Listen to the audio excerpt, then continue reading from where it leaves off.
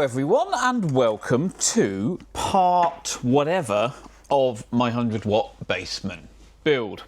If you don't know what I'm doing or where I am with it, please go and watch the rest of the playlist so you're up to date of where we are and what we're doing. But too long didn't read.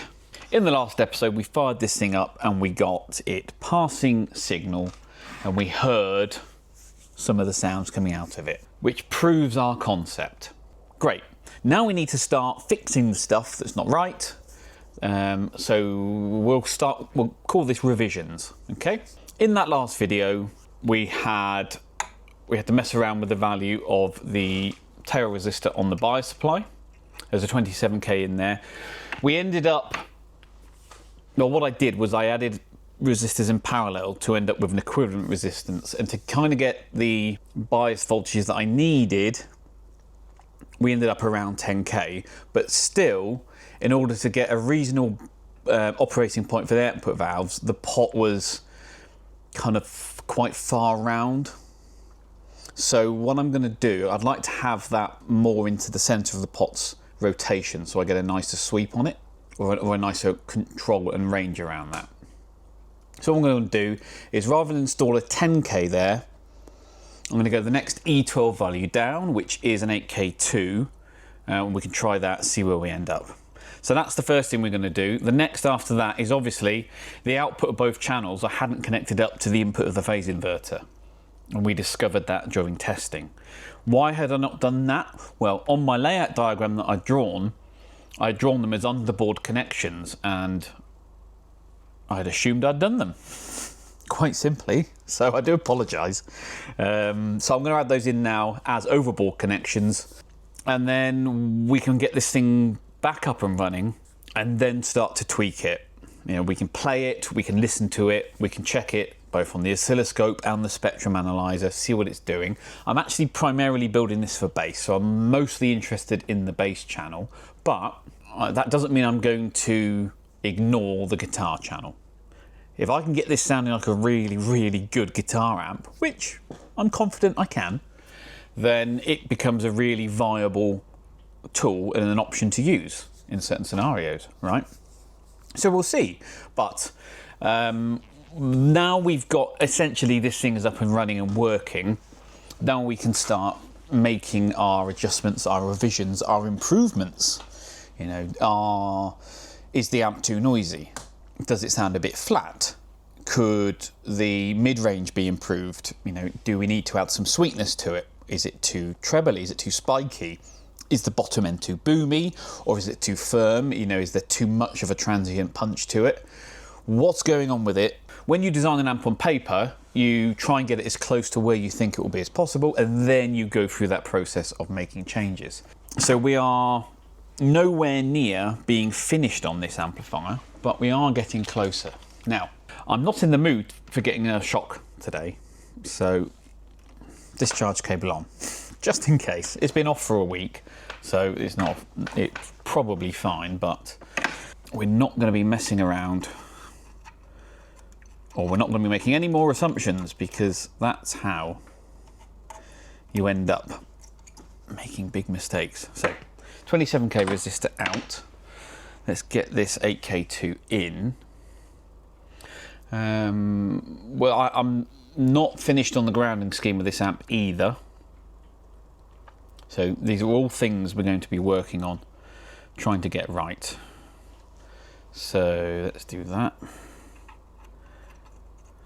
But this is prototyping. That's what I love about it, is that we can just try things out and see what they're like. Something that works on one amp circuit or layout design doesn't mean it will work on another, and you have to go through this process to learn that. And I'm constantly trying to learn. That's what I love, really. So let's get this in.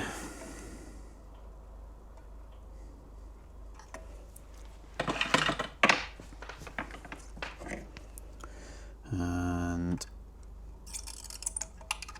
see if we can get ourselves a reasonable bias voltage again.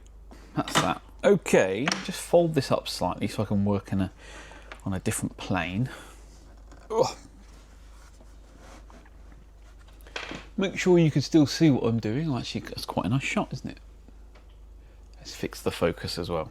So I need an output from the bass channel, this point here, and from the guitar channel, this point here, over to the phase inverter. Should be pretty easy. Discharge cable back on.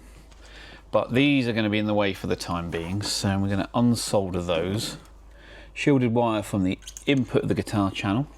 Shielded wire from the volume control of the guitar channel.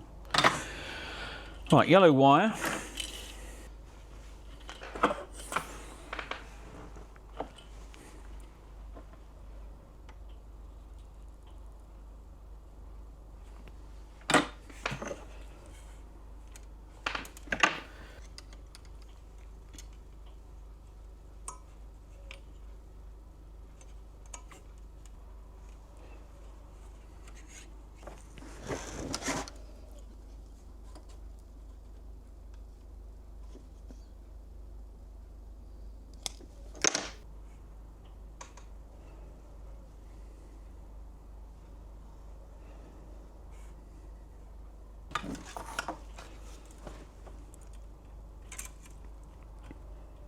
Right,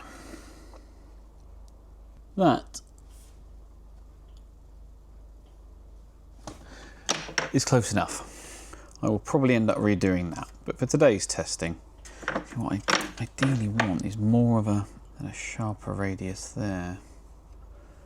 But then from this angle, it's not, anyway, it'll do.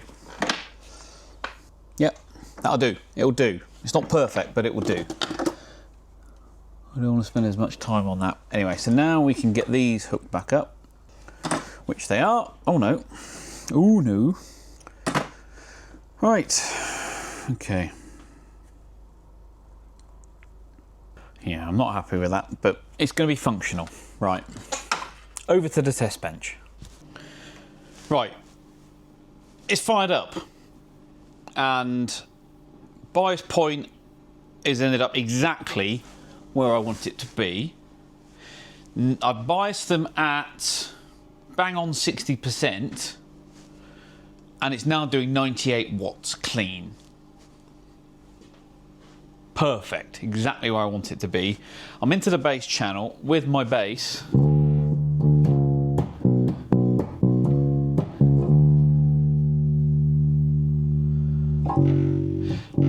Unfortunately, my cabinet is rattling on F sharps.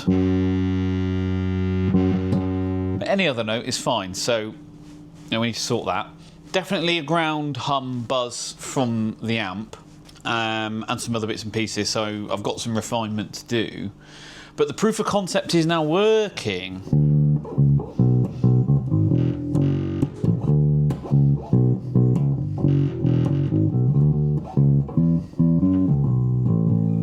How's it go?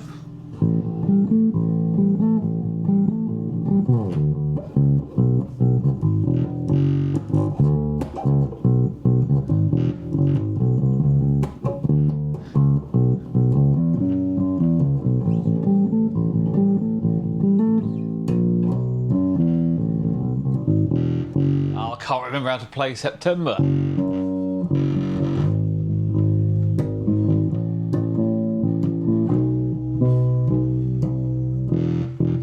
It sounds great. It's a kind of, it's 99% tonally where I wanted it to be for bass. And we will do some demos of this at some point. Sounds really, really good. But I'm amazed how close I've got this tonally to where I thought it should be. Bear in mind what I've done is, I'm basing it on a 50 watt black panel Bassman, tonally, just with more volume, right? But it's still got that 50 watt Bassman character and feel, just with a bit more attack and a bit more urgency, which is great. So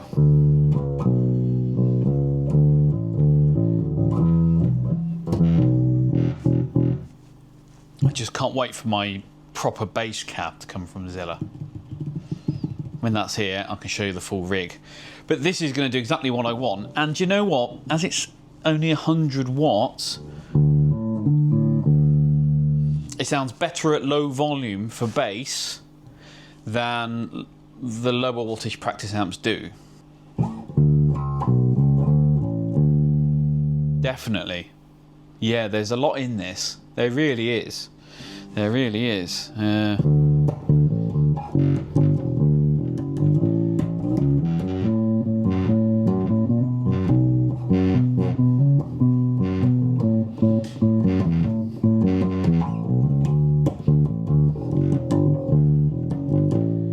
Yeah, very happy. Very happy indeed. This is a great success, as they say. Still refinements to go, still tweaks I want to make. But as far as what would a 100-watt black panel Bassman sound like, or what would it have sounded like if they did one, I think I've got my answer. I'm very happy with this.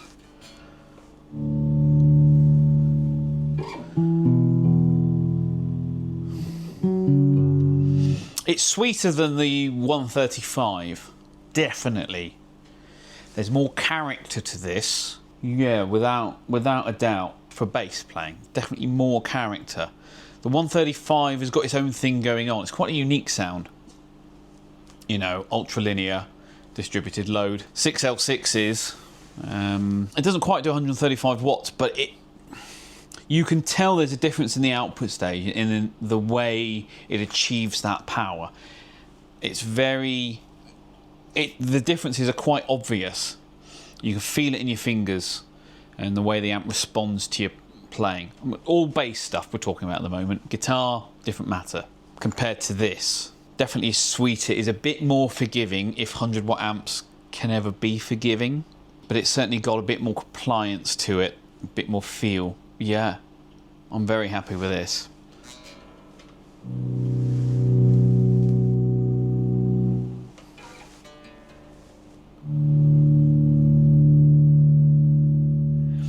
Because, unlike the 50-watt black panel Bassman, I've added mid controls to both channels. Can really dial in or dial out some of that mid-range depending where I want to be with it. Oh, I can't wait to really explore this amp and see where we end up. God, this is exciting. But fundamentally it's working, and so the next up will be refinements, tweaks. There is a bit of a noise floor there, some operating noise I need to get down. A lot of it will be because of some of the deliberate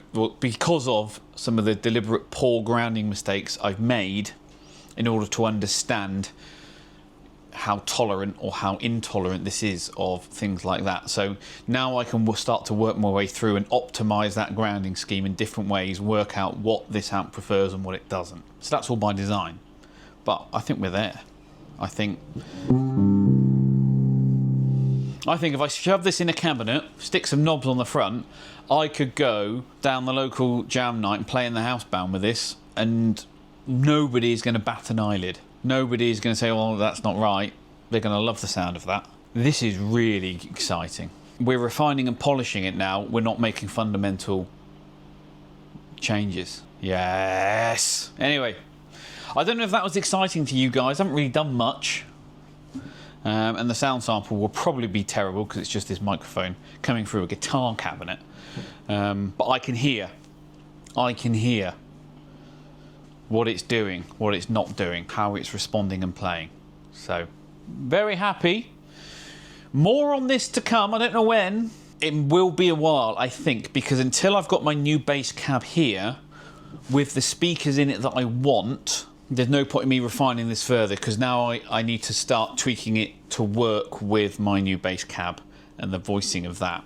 Same goes for the 135 out the front. I need to hear how that sounds with the new cab. So until that's here, until that's up and running, probably won't see much on this. So we can call this almost complete. So I hope you enjoyed it, the process and what you go through. And if you haven't, sorry about that. If you have, let me know. Right. Thanks for watching. We'll catch you at the next one.